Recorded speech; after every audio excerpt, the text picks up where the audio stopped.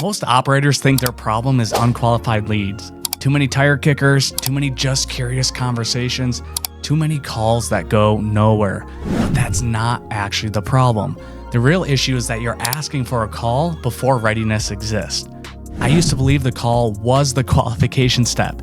If someone raised their hand, I'd book time. I jumped on it. If they showed interest, I'd jump on a Zoom. I thought volume meant momentum. But what actually happened was the opposite. My calendar was full, but my progress felt slow. Conversations felt repetitive, and I kept leaving calls thinking there's got to be a better way, or that could have gone better. What I actually and eventually realized was simple and uncomfortable. I was using the calls as a filter instead of using them as a confirmation. And that distinction changed everything. Look, here's the core idea. You don't qualify people by asking better questions on a call. You qualify them by observing behavior before the call ever happens. Qualification is not about exclusion, and disqualification is not rejection, it's sequencing. Calls are expensive. They require energy, attention, emotional bandwidth. And if someone isn't ready, the call doesn't help them. And sure as heck doesn't help you. It actually creates more friction. Readiness doesn't show up in what people say. People say they're interested. People say they want to learn more. But readiness shows up in the patterns. The saying actions speak louder than words. There are 3 level signals I pay attention to. The first one is consistency of engagement, not the intensity. One enthusiastic message means very little, but repeated, calm engagement over time, that means a lot. Second, language shift. Early stage people ask exploratory questions. Ready people ask clarifying questions. They're not trying to understand what this is, they're trying to understand how it fits into their journey. And third is forward-looking behavior.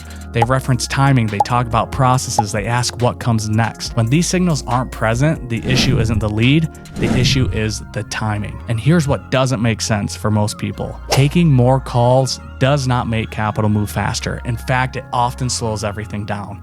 High call volume can quietly erode professionalism. It can make the process feel reactive, and investors can feel rushed, even if you're being polite.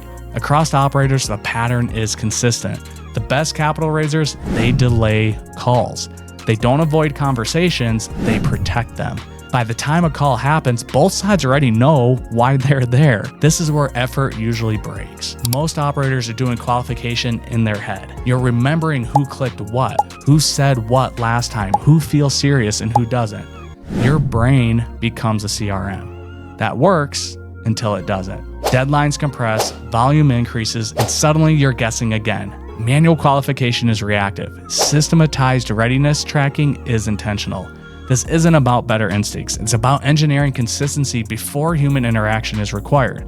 When calls are used correctly, something shifts. You stop feeling like you're chasing conversations, you stop selling on every call, and you start showing up as a steward, not a persuader.